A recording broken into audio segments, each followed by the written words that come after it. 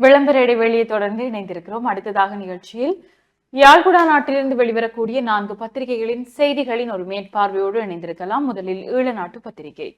ஈழநாட்டு பத்திரிகையின் இன்றைய பிரதான செய்தியாக இந்தியா இலங்கையின் உண்மையான நண்பன், தேசிய பொங்கல் விழாவில் இந்திய தூதுவர் ஜா உறுதி. இந்தியா நிபந்தனையற்ற உறுதியான அண்டை நாடாகவும் இலங்கையின் அனைத்து முயற்சிகளிலும் உண்மையான நண்பனாகவும் இருக்கின்றது, எப்போதும் இருக்கும் என இலங்கைக்கான இந்திய தூதுவர் சந்தோஷ் ஜா தெரிவித்தார் என்றவாறு இந்த பிரதான செய்தி காணப்படுகிறது. ஏனைய செய்திகளாக தெளிப்பிள்ளை துர்க்கியம்மன் ஆலயத்தில் தேசிய பொங்கல் விழா என்ற புகைப்படம் தாங்கிய செய்திகளும், இலங்கையில் $10 மில்லியன் முதலிட விரும்பும் சீன நிறுவனங்கள் என்ற செய்தியோடு 25ஆம் திகதி நடக்க உள்ள சந்திப்பு திருப்புமுனையின் ஆரம்ப புள்ளி, கஜேந்திரகுமார் எம்பி நம்பிக்கை. முன்வைத்த தீர்வு திட்டங்களை தொடர்ந்து கொண்டு செல்ல முடிவு, உள்ளூராட்சி தேர்தல்களில் முன்னர் கட்சியால் வேட்புமனு வழங்கப்பட்டவர்களுக்கு முன்னுரிமை என்றவாறும் செய்திகள் இங்கே காணப்படுகிறது. யாழ் நகைக்கடை கொள்ளை பிரதான சூத்திரதாரி சிக்கினார். பயங்கரவாத சட்டத்தை ரத்து செய்ய வேண்டும் ஐரோப்பிய தேர்தல் கண்காணிப்பு குழு என்ற செய்தியோடு புங்குடுதீவு குளத்தில் ஆணின் சடலம் மீட்பு என்று கட்டமிடப்பட்ட செய்தியாக திருவள்ளுவர் கலாச்சார மத்திய நிலையம் என்று மாற்றம் பெற்ற யாழ் கலாச்சார மத்திய நிலையம். யாழ்ப்பாணம் கலாச்சார மத்திய நிலையத்தின் பெயர் திருவள்ளுவர் கலாச்சார மத்திய நிலையம் என மாற்றம் செய்யப்பட்டுள்ளது. குறித்த பெயர் மாற்றும் வைபவம் நேற்று சம்பிரதாய பூர்வமாக குறித்த கலாச்சார மையத்தில் இடம்பெற்றது என்றவாறு இந்த செய்தி காணப்படுகிறது. இவைதான் முற்பக்க செய்திகளாக இருக்கிறது. தொடர்ந்து உட்பக்க செய்திகளை பார்க்கலாம். ஈப்போசாவுடன் தனியார் பேருந்து இணைந்த சேவைக்கு இணக்கம். யாழ் நெடுந்தூர பஸ் நிலையத்தில் இருந்து பிப்ரவரி மாதம் முதல் சேவை ஆரம்பம்.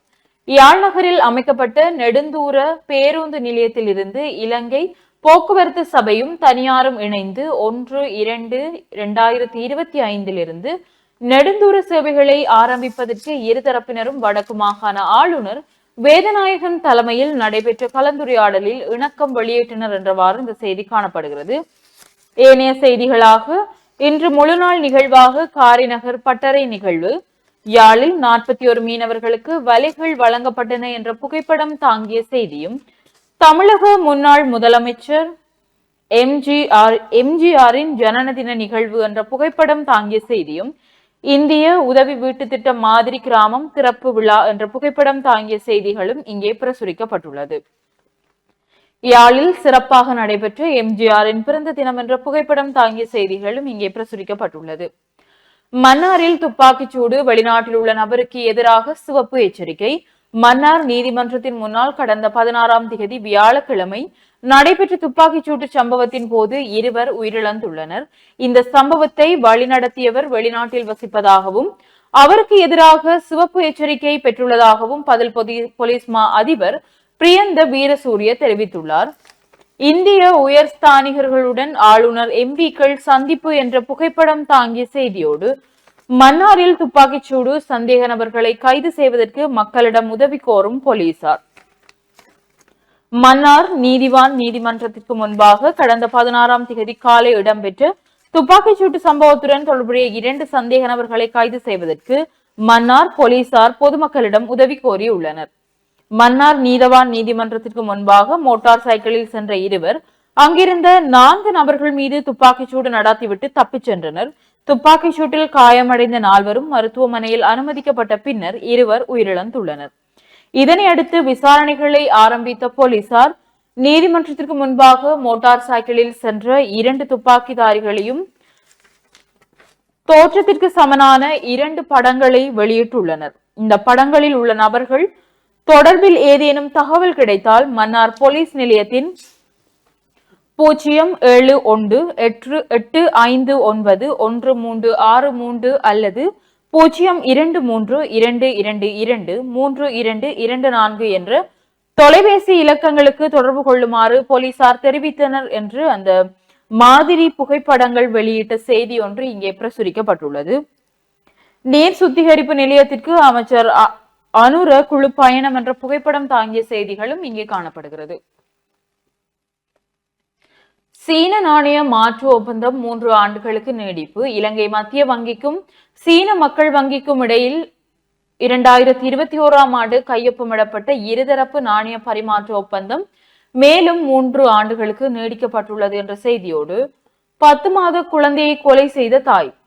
ஹபரணி போலீஸ் பிரிவில் பலுஹஸ் வேப பகுதியில் உள்ள வீடொன்றில் 10 மாத குழந்தை ஒன்று இறந்துவிட்டதாக போலீஸ் நிலையத்திற்கு நேற்று முன்தினம் அறிவிக்கப்பட்டது. புலனஹம பலுஹஸ் வேப பகுதியைச் சேர்ந்த ஆண் குழந்தையே இவ்வாறு உயிரிழந்துள்ளது. போலீசார் மேற்கொண்ட விசாரணையின் இது ஒரு கொலை என்பது தெரிய வந்துள்ளது. இந்த குற்றச்செயல் தொடர்பில் குழந்தையின் தாய் கைது செய்யப்பட்டுள்ளார். சம்பவ தினத்தன்று குழந்தையின் தந்தை வீட்டில் இல்லை எனவும் அன்றிரவு குழந்தையை வீட்டுக்கு பின்னால் உள்ள நீர்நிலைக்குள் வீசி பின்னர் குழந்தையை மீட்டு வீட்டின் கட்டிலில் வைத்ததாக கைதான பெண் வாக்குமூலம் வழங்கியுள்ளார் என்று ஒரு துயரகரமான செய்தி ஒன்று இங்கே பிரசுரிக்கப்பட்டுள்ளது. 8 குடியிருப்புகள் முற்றாக தீக்கிரை. மஸ்கலிய மவுஸ்ஹாஸ் கலை தோட்டத்தில் நேற்று முன்தினம் வெள்ளிக்கிழமை இரவு 11 மணியளவில் ஏற்பட்ட தீ விபத்தில் 8 தொழிலாளர் குடியிருப்புகள் முற்றாக தீக்கிரையாகியுள்ளன என்றவாறு இந்த செய்தி காணப்படுகிறது. ஐரோப்பிய ஒன்றிய பிரதிநிதிகள் சஜித் பிரேமதாசவுடன் சந்திப்பு என்ற புகைப்படம் தாங்கிய செய்தியும், பாராளுமன்றில் சில பகுதிகளை புதுப்பிக்கும் பணியில் கடற்படை என்ற புகைப்படம் தாங்கிய செய்திகளும் இங்கே பிரசுரிக்கப்பட்டுள்ளது. கட்டமிடப்பட்ட செய்திகளாக கிளீன் ஸ்ரீலங்கா திட்டத்தின் கீழ் கல்முனை கடற்கரை துப்புரவு என்ற புகைப்படம் தாங்கிய செய்தியும், குப்பைகளை அகற்றினால் தூய்மை இலங்கை ஆகாது கிழக்கு ஆளுநர் தெரிவிப்பு என்ற செய்தியோடு பெண்களின் சுகாதார பாதுகாப்பு நடைமுறை குறித்து விழிப்புணர்வு என்றவாறும் செய்திகள் இங்கே பிரசுரிக்கப்பட்டுள்ளது. தேசிய பட்டியலுக்காக போட்டியிட 74 பேருக்கு எதிரான வழக்கு தாக்குதல் என்ற செய்தியோடு கட்டமிடப்பட்ட செய்திகளாக மட்டுவாவியில் கரையொதுங்கிய பெண்ணின் சடலம், வைத்தியசாலை வளப்பற்றாக்குறை சுகாதார அமைச்சின் கவனத்திற்கு ரவிகரன் எம்பி தகவல் என்றவாறும், உணவகம் ஒன்று இடிந்து விழுந்ததில் 6 பேர் காயம் என்றவாறும் செய்திகள் இங்கே காணப்படுகிறது. இன்று வார மலர் என்பதால் ஞாயிற்றுக்கிழமை என்பதால் வார மலரும் இணைக்கப்பட்டுள்ளது. மனவிலக்குகள் மறைந்து போகட்டும் என்று ரா சந்திரகுமார் அவருடைய கட்டுரையும், கிளீன் ஸ்ரீலங்கா உண்மையில் அர்த்தமுடைய செயல் திட்டமாக அமைய வேண்டுமானால் என்ற வீரகத்தி தனபாலசிங்கம் அவர்களுடைய கட்டுரைகளும் இங்கே பிரசுரிக்கப்பட்டுள்ளது. புதிய அரசாங்கத்தின் நெறிமுறைகளுடன் அரச பொறிமுறைகள் பொருந்தி அமைவது அவசியம் என்று கலாநிதி ஜெஹான் பெரேரா அவர்களுடைய கட்டுரையும், ஆட்சியில் அதிக உறுப்பினர் இருந்தால் அரசு விரைவாக கவிழ்ந்து விடும் என்ற பனங்காட்டான் அவர்களுடைய கட்டுரைகளும் இங்கே காணப்படுகிறது. தொடர்ந்து இலங்கை சீனாவுடன் கையெழுத்தான ஒப்பந்தங்கள் கடன் பொறியில் சிக்க வைக்க போகிறதா என்ற ஒரு கட்டுரை பகுதியும், தாராளவாதத்தின் நெருக்கடியை பிரதிபலிக்கும் ஐஸ்டின் ட்ரூடோவின் எழுச்சியும் வீழ்ச்சியும் என்று போன வாரவலின் தொடர்ச்சியோடு கிளீன் ஸ்ரீலங்கா உண்மையில் அர்த்தமுடைய செயல் திட்டமாக அமைய வேண்டுமானால் என்று முன்னர் பிரசுரிக்கப்பட்டிருந்த கட்டுரையின் தொடர்ச்சியும் இங்கே காணப்படுகிறது. காசாவில் போர் நிறுத்தம், இஸ்ரேல் கடும் போக்காளர்கள் எதிர்ப்பு, ட்ரம்ப் மத்தியஸ்தம் தொடருமா என்றவாறும் ஒரு கட்டுரை இங்கே காணப்படுகிறது. தொடர்ச்சியாக உள்நாட்டு செய்திகளாக, கண்ணுக்கு தெரியாத பயங்கரவாத விபத்து, யுத்தத்தில் இறந்தவர்களை விடவும் விபத்துகளால் பலியானோர் அதிகம். வீதி விபத்துகளால் தினமும் உயிரிழப்பவர்களின் எண்ணிக்கை யுத்தத்தின் போது இறந்தவர்களின் எண்ணிக்கையை விடவும் அதிகம் என்று பதில் போலீஸ் மா அதிபர் பிரியந்த வீரசூரிய தெரிவித்தார் என்றவாறு இந்த செய்தி காணப்படுகிறது. 28 கோடி ரூபாய் பணத்துடன் சிக்கிய போதைப்பொருள் கடத்தல்காரன், போதைப்பொருள் தடுப்பு பணியகம் சாதனை என்ற ஒரு செய்தியும் காணப்படுகிறது. தொடர்ச்சியாக இறுதிப்பக்க செய்திகளாக, இனவாத அரசியலையே இந்த அரசும் செய்கிறது கஜேந்திரகுமார் குற்றச்சாட்டு.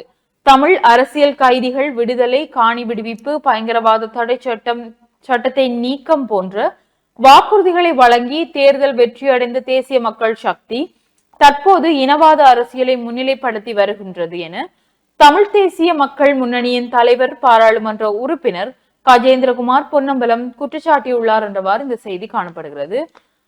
ஐக்கிய தேசிய கட்சியுடன் சஜித் அணி கூட்டு சேர கட்சியின் மத்திய குழு ஒப்புதல் என்ற செய்தியோடு, இந்தியாவிலிருந்து இறக்குமதியாகும் உப்பு அடுத்த வாரம் வரும்.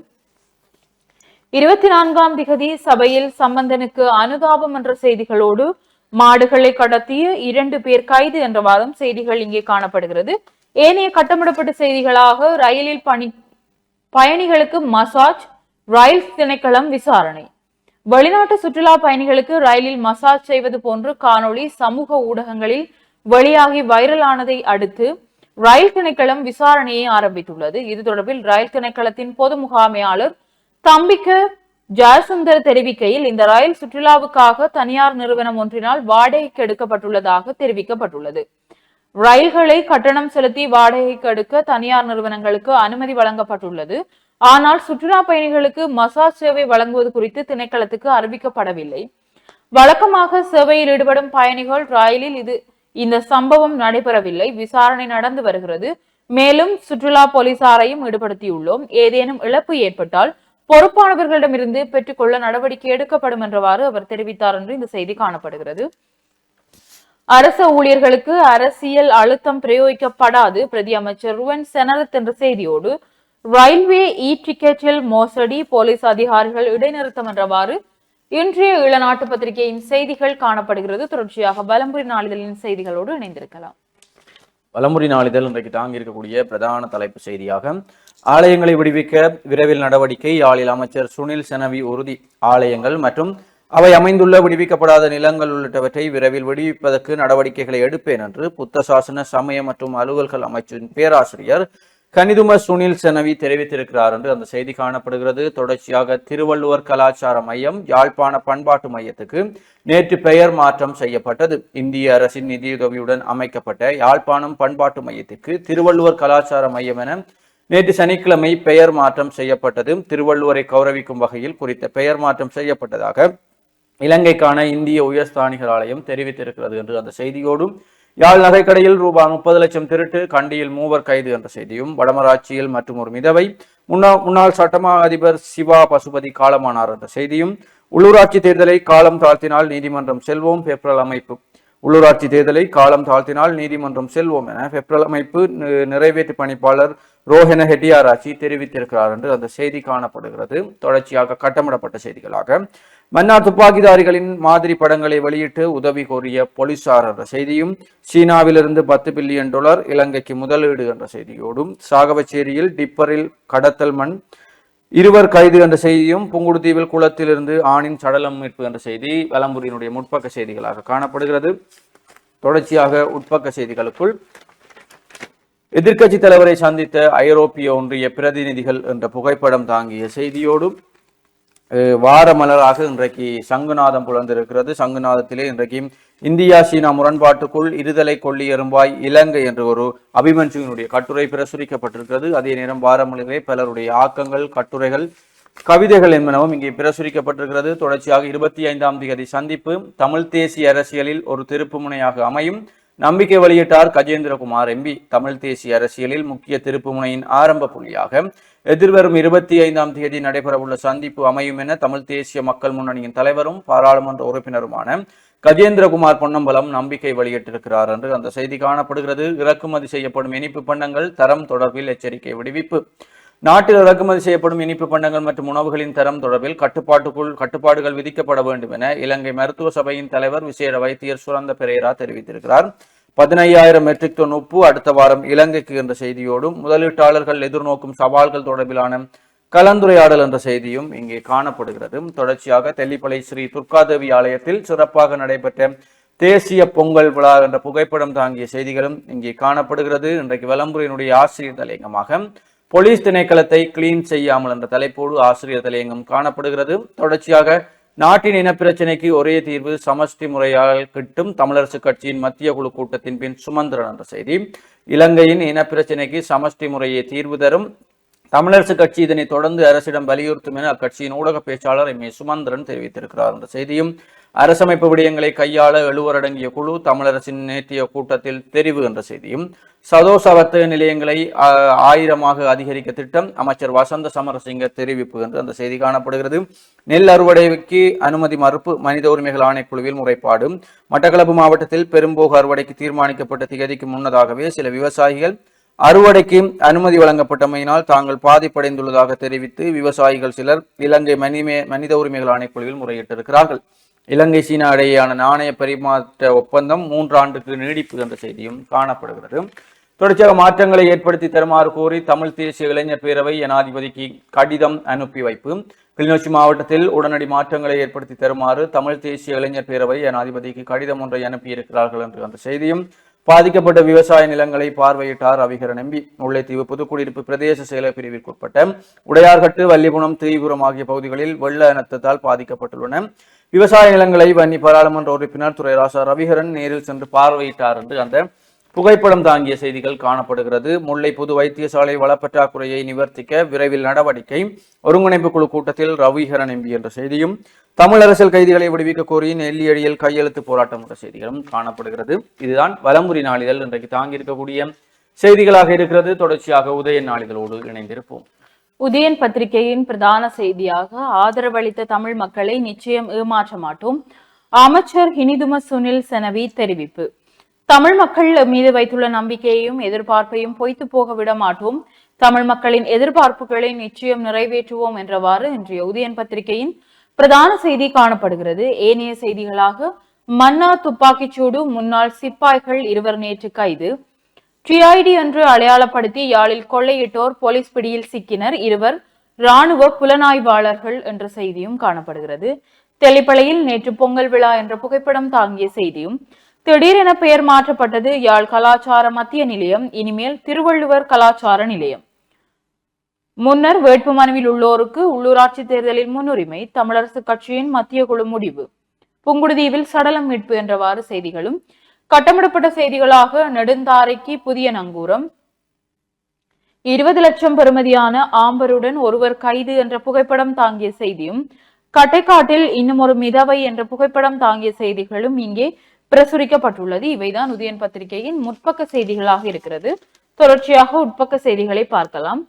இவ்வாண்டு பட்ஜெட் கடும் சவால் மிக்கது, பந்துல தெரிவிப்பு. 2025ஆம் ஆண்டு வரவு செலவு திட்டம் சவால் மிக்கதாக காணப்படும். தொழில்நுட்பம் மற்றும் பொருளாதார காரணிகளை அடிப்படையாக கொண்டு வரவு செலவு திட்டம் தயாரிக்கப்பட வேண்டும். சர்வதேச நாணய நிதியத்தின் செயல் திட்டத்தில் இருந்து விலகினால் மீண்டும் வரிசை யுகமே தோற்றம் பெறும் என்று நாடாளுமன்ற முன்னாள் உறுப்பினர் பந்துல குணவர்த்தன தெரிவித்துள்ளார்.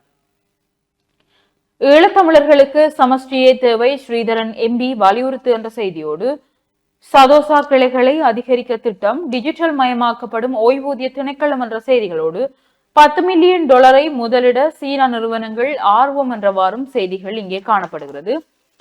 பால்நிலை வன்முறைகளை கையாள வடக்கில் மென்பொருள் தயாரிப்பு, சிறுவர் மற்றும் மகளிர் முறைப்பாடுகள் மற்றும் அவர்களது குறைகளை நம்பகத்தன்மையுடன் கேட்டறிவதற்கு என தனியார் நிறுவனம் ஒன்றினால் மென்பொருள் தயாரிக்கப்படுவதாக வடமாகாண மகளிர் விவகார சமூக சேவைகள் அமைச்சின் செயலாளர் வாகீசன் தெரிவித்துள்ளார் என்ற செய்தியோடு, மரக்காலையில் தீ விபத்து, மீசாலை வடக்கு பூதவராயர் கோயிலுக்கு முன்புறமாக அமைந்துள்ள மரக்காலை ஒன்றில் கடந்த செவ்வாய்க்கிழமை இரவு தீ பரவியுள்ளது. இதன்போது 2 லட்சம் ரூபாய் பெறுமதியான மர உபகரணங்கள் எரிந்து நாசமாகி உள்ளதாக உரிமையாளர் தெரிவித்துள்ளார் என்று புகைப்படம் தாங்கிய செய்தி ஒன்று இங்கே காணப்படுகிறது. மீனவர் பிரச்சனையை ஸ்ரீதரன் தீர்ப்பாரா, மீனவ அமைப்புகள் கேள்வி என்ற செய்தியோடு, மீனவர்களை ஏமாற்ற முயற்சி முன்னெடுப்பு கூறுகிறார் டக்ளஸ் என்ற செய்திகளும் இங்கே காணப்படுகிறது. பாடசாலை பஸ் சேவைகள் நேர ஒழுங்குகள் ஆராய்வு என்ற புகைப்படம் தாங்கிய செய்தியோடு, வவுனியாவில் மின்சாரம் துண்டிப்பு, தடுப்பூசிகளுக்கு பாதிப்பு இல்லை என்ற செய்தியும் இங்கே பிரசுரிக்கப்பட்டுள்ளது. முல்லை மருத்துவமனையில் வளப்பற்றாக்குறை நெருக்கடி என்ற செய்தியும், அரிசி தட்டுப்பாட்டுக்கு 2 வாரங்களில் தீர்வு, இலங்கையில் ஏற்பட்டிருக்கும் அரிசி தட்டுப்பாட்டு பிரச்சினைக்கு 2 வாரங்களில் தீர்வு காண்போம் என விவசாய மற்றும் கால்நடை பிரதி அமைச்சர் நாமல் கருணாரத்ன தெரிவித்துள்ளார் என்றவாறு இந்த செய்தி காணப்படுகிறது. அபிவிருத்தி திட்டங்கள் வடக்கில் விரைவில், இந்திய தூதுவர் தெரிவிப்பு என்ற செய்தியோடு, இந்தியாவின் நிதியுதவியில் கிளிநொச்சி மலையாளபுரத்தில் திருவள்ளுவர் குடியிருப்பு என்ற புகைப்படம் தாங்கிய செய்தியும் இங்கே காணப்படுகிறது. கிளிநொச்சி மாவட்டத்தை அபிவிருத்தி செய்யுங்கள், தமிழ் தேசிய இளைஞர் பேரவை ஜனாதிபதிக்கு கடிதம் என்ற செய்திகளும் காணப்படுகிறது. சுகாதார சேவைக்கு எதிராக அடிப்படையற்ற குற்றச்சாட்டு, சிஐடியில் முறைப்பாடு பதிவு. சட்டவிரோத மணல் அகழ்வு, 2 டிப்பர்கள் மடக்கி பிடிப்பு. அனுமதி பத்திரமின்றி மணல் ஏற்றி வந்த 2 டிப்பர்கள் பன்றித்தளர்ச்சி அம்மன் கோயிலுக்கு அருகில் வைத்து சாவகச்சேரி போலீசாரினால் மடக்கி பிடிக்கப்பட்டுள்ளது என்றவாறு இந்த செய்தி காணப்படுகிறது. மாட்டை இறைச்சியாக்கிய 2 கைதாகினர். சட்டவிரோதமாக மாட்டை இறைச்சியாக்கி நாவற்குழி பகுதியில் விற்பனை செய்த சந்தேக நபர்கள் 2 சாவகச்சேரி போலீசாரால் கடந்த வியாழக்கிழமை கைது செய்யப்பட்டுள்ளனர் என்றவாறு இந்த செய்தி காணப்படுகிறது. சாவகச்சேரி நகர பூங்கா மக்கள் பாவனைக்கு என்றும் ஒரு செய்தி காணப்படுகிறது. தொடர்ச்சியாக இன்று வாரமலர் என்பதனால் இங்கே சஞ்சீவி நாளிதழும் இணைக்கப்பட்டுள்ளது. சஞ்சீவி நாளிதழின் முற்பக்கத்தில் குழந்தை சண்முகலிங்கத்தின் நெடும் பயணம் என்ற சோ பத்மநாதன் அவர்களுடைய கட்டுரை ஒன்று இங்கே பிரசுரிக்கப்பட்டுள்ளது. கிளீன் ஸ்ரீலங்கா பொது கழிப்பறை என்ற நிலாந்தன் அவர்களுடைய ஒரு கட்டுரையும் காணப்படுகிறது. எப்பவோ முடிந்த காரியம் புங்குடுதீவுக்கு போய் வந்த கதை என்ற இளங்கோ ஏரம்பமூர்த்தி அவர்களுடைய ஒரு கட்டுரையும் இங்கே பிரசுரிக்கப்பட்டுள்ளது. தொடர்ச்சியாக சிறந்த சுற்றுலா தளம் தரவரிசையில் இலங்கை என்ற செய்திகள் இங்கே காணப்படுகிறது. 2025ஆம் ஆண்டில் சுற்றுலா பயணிகள் பயணிக்கும் முதல் 10 இடங்களுக்குள் இலங்கை தரவரிசைப்படுத்தப்பட்டுள்ளது. பிபிசி டிராவலின் உலகின் தலை சிறந்த பயண இடங்களுக்கான அறிமுக வழிகாட்டியில் இலங்கை 9வது இடம் பிடித்துள்ளது என்று இந்த செய்தி காணப்படுகிறது.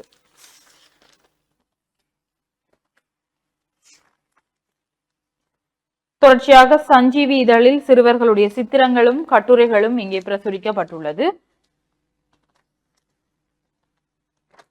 உட்பக்க செய்திகளாக கிளிநொச்சி நீர் சுத்திகரிப்பு நிலையம் பார்வையிட்ட அமைச்சர்கள் என்ற புகைப்படம் தாங்கிய செய்திகளும், வடக்கு சுகாதார சேவை திட்டங்கள் மீளாய்வு என்றவாறும் புகைப்படம் தாங்கிய செய்திகளும் இங்கே பிரசுரிக்கப்பட்டுள்ளது.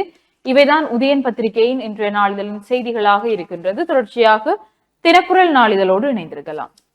தினக்குரல் நாளிதழுடைய இன்றைய பிரதான தலைப்பு செய்தியாக தேர்தல் விஞ்ஞாபனத்தில் கூறியபடி புதிய அரசியல் அமைப்பை உடன் உருவாக்குங்கள், ஜனாதிபதியிடம் கோருவதற்கு தமிழரசின் மத்திய குழு தீர்மானம், அரசியல் அமைப்பில் கட்சியின் நிலைப்பாட்டை தீர்மானிக்க குழு நியமனம், ஏனைய கட்சிகளுடன் பேச்சு நடத்த யோசனை, உள்ளூராட்சி தேர்தலில் இளையோருக்கு அதிக வாய்ப்பு என்று அந்த செய்தி காணப்படுகிறது. தொடர்ச்சியாக மன்னார் துப்பாக்கிச் சூடு, சந்தேக நபர்கள் கைது, துப்பாக்கியும் மீட்பு. மன்னார் துப்பாக்கிச் சூடு சம்பவம் பொதுமக்களின் உதவியை நாடியிருக்கும் போலீசார் என்று அந்த துப்பாக்கிச் சூடு சம்பவம் தொடர்பான கட்டமிடப்பட்ட செய்திகளும் காணப்படுகிறது. 27 ஆண்டுகளை பூர்த்தி செய்து நீதித்துறையிலிருந்து நேற்று ஓய்வு பெற்றார் இளம் செழியன் என்ற புகைப்படம் தாங்கிய செய்தியும், சித்திரை புத்தாண்டுக்கு முன்னர் தமிழ் அரசியல் கைதிகளை விடுதலை செய்ய வேண்டும், இல்லாவிட்டால் வடகிழக்கில் அறவழி போர் என்ற ஒரு செய்தியும் காணப்படுகிறது. தொடர்ச்சியாக உயர் பாதுகாப்பு வலயத்திற்குள் உள்ள ஆலயங்களை விடுவிக்க விரைவில் நடவடிக்கை என்ற செய்தியோடும், யாழ் கலாச்சார மத்திய நிலையம் திருவள்ளுவர் கலாச்சார மையம் என பெயர் மாற்றம் செய்யப்பட்டது என்ற புகைப்படம் தாங்கிய செய்தியும் காணப்படுகிறது. கட்டமிடப்பட்ட செய்திகளாக திக்கம் படுசாலை மோசடி தொடர்பில் விசாரணை, பிப்ரவரி முதல் இயங்கும் சந்திரசேகரன் என்ற செய்தியும், யாழ் நகைக்கடையில் கொள்கை, 6 சந்தேக நபர் கைது, 2 இராணுவ புலனாய்வு பிரிவை சேர்ந்தவர்கள் என்ற செய்தியோடும், தாயை மறுமணம் செய்தவரால் மகள் பாலியல் துஷ்பிரயோகம், அனலை தீவில் சம்பவம், 4 கைது என்ற செய்திகளும் தினக்குரலுடைய முற்பக்க செய்திகளாக இருக்கிறது. தொடர்ச்சியாக தினக்குரலுடைய உட்பக்க செய்திகளுக்காக வாரமலர் என்ற ரீதியிலே நெடுந்தீவு ஜெயபாலன் அவர்களுடைய வன்முறையை விதைக்கும் சமூக ஊடகங்கள் என்ற கட்டுரை பிரசுரிக்கப்பட்டிருக்கிறது. தொடர்ச்சியாக எங்களிடம் தலைமைத்துவ முரண்பாடு கிடையாது, கேர்னல் கிட்டு 1986 வழங்கிய நேர்காணல் என்று அந்த நேர்காணலும் இங்கே பிரசுரிக்கப்பட்டிருக்கிறது. தமிழாராய்ச்சி மாநாட்டிலிருந்து எங்கு புறப்பட்டோம், எதை அடைந்தோம் என்றும் தேவானந்த் அவர்களுடைய கட்டுரையும் இங்கே பிரசுரிக்கப்பட்டிருக்கிறது. தொடர்ச்சியாக வாரமலரிலே இன்றைக்கு பல்வேறு ஆக்கங்களும் இங்கே புலர்ந்திருக்கிறது. இஸ்ரேல் ஹமாஸ் போர் நிறுத்தம், ட்ரம்பின் எச்சரிக்கையின் விளைவு, இஸ்ரேலை சீண்டும் அரபு ஊடகங்கள் என்ற அந்த ஒரு கட்டுரையும் இங்கே பிரசுரிக்கப்பட்டிருக்கிறது. இந்தியாவின் முன்னாள் புதிய ஆண்டில் சவால்கள் என்ற சர்வதேச கட்டுரைகளும், 8 மாதங்களில் 1.2 கிலோ எடையில் பிறந்த பெண் குழந்தை இன்று 4000 கோடி சொத்துக்கு அதிபதி என்று கட்டுரையும், இந்திய மருத்துவத்துறையை தலைநிமிரச் செய்த பெண் வினிதா குப்தா என்று அந்த ஆக்க கட்டுரைகள் இங்கே பிரசுரிக்கப்பட்டிருக்கிறது. தொடர்ச்சியாக மன்னார் துப்பாக்கிச் சூடு தொடரும் பழிவாங்கல் படலம், ஜெயபாலன் அவர்களுடைய இந்த மன்னார் துப்பாக்கிச் சூடு தொடர்பான கட்டுரை பிரசுரிக்கப்பட்டிருக்கிறது. வாழ்வெட்டில் ஆரம்பித்து இடியன் துப்பாக்கி, ஏகே ரக துப்பாக்கி, தற்போது பிஸ்டல் என கொலைகளுக்கு பயன்படுத்தப்பட்டிருப்பது இது வெறும் சமூக முரண்பாட்டுக்கான கொலைகள் என்பதை ஏற்க மறுக்கின்றது. இதற்கு பின்னால் சாதிய பிரச்சனைகள் அல்லது போதைப்பொருள் பிரச்சனைகள் இருக்கலாம் என்ற கோணத்தில் விசாரணைகள் விரிகின்றது என்று அந்த கட்டுரை புகைப்படம் தாங்கி செல்கிறது. 27 ஆண்டுகளை பூர்த்தி செய்து நீதித்துறையில் நேற்று ஓய்வு பெற்றார் இளம் செழியன். தமிழ் நீதிபதியான நீதிபதி மாணிக்கவாசகர் இளஞ்செழியன் நீதிபதியாக 27 ஆண்டுகளை பூர்த்தி செய்த நிலையில் அவர் நேற்று நீதித்துறையிலிருந்து ஓய்வு பெற்றுள்ளார் என்று அந்த செய்தி காணப்படுகிறது. போலீசார் குற்றமளித்தால் அலையுங்கள் 1997 என்ற செய்தியும், வடக்கு மாகாணத்தில் தொடரும் ஆசிரியர் இடமாற்ற பிரச்சினை தீர்வு கோரி 14 நாட்கள் அவகாசம், முன்னாள் சட்டமா அதிபர் சிவா பசுபதி காலமானார் என்ற செய்தியோடு, அரசியல் கைதிகள் விடுதலை, நெல்லியடியில் போராட்டம் என்ற புகைப்படம் தாங்கிய செய்திகளும் காணப்படுகிறது. தொடர்ச்சியாக உலகத் தமிழர் மாநாடு வியட்நாமில் பிப்ரவரி 21, 22 வியட்நாம் டனாங் நகரில் 2வது உலகத் தமிழர் மாநாடு எதிர்வரும் பிப்ரவரி 21 மற்றும் 22ஆம் தேதியில் நடைபெற உள்ள நிலையில் இதில் இலங்கை அமைச்சர்கள் பங்கு கொள்ள உள்ளனர் என்று அந்த செய்தி காணப்படுகிறது. இவ்வாரம் பாராளுமன்ற அமர்வு என்று அந்த செய்தியோடு தைப்பொங்கல் விழா மட்டுவில் வடக்கு ஸ்ரீ வேட்பிள்ளை சனசமூக நிலையத்தின் தமிழர் திருநாளான தைப்பொங்கல் விழா இன்று பிற்பகல் 3 மணிக்கு நடைபெற உள்ளது என்று அந்த செய்தி காணப்படுகிறது. தினக்குரலினுடைய ஆசிரியர் தலையங்கமாக வறுமை ஒழிப்பிற்கு முன்பதாகவே போதை ஒழிப்பு மிக அவசியம் என்ற ஆசிரியர் தலையங்கமும், யாழ்ப்பாணத்தில் முக்கிய சந்திப்பில் ஈடுபட்ட இந்திய உயர்ஸ்தானிகர் என்ற செய்தியோடு தினக்குரலுடைய இறுதிப்பக்க செய்தியாக இனிப்பு பண்ணங்களின் தரத்தை ஆராய முறைமை ஒன்று கொண்டு வர வேண்டும், வலியுறுத்தும் விசேட வைத்தியர் சுரந்த பெரேரா என்ற செய்தியும், டிக்கெட் மோசடி, ரயில் நிலைய போலீஸ் அதிகாரி சேவையிலிருந்து இடைநிறுத்தம் என்ற செய்தியும் தினக்குரலுடைய இன்றைய முக்கிய செய்திகளாகவும் புலந்திருக்கக்கூடிய முக்கிய நாளிதழ்களுடைய செய்திகளாகவும் காணப்படுகிறது. தொடர்ச்சியாக நிகழ்ச்சியிலே ஒரு சிறிய விளம்பர இடைவேளைக்கு பிறகு மீண்டும் சந்திப்போம்.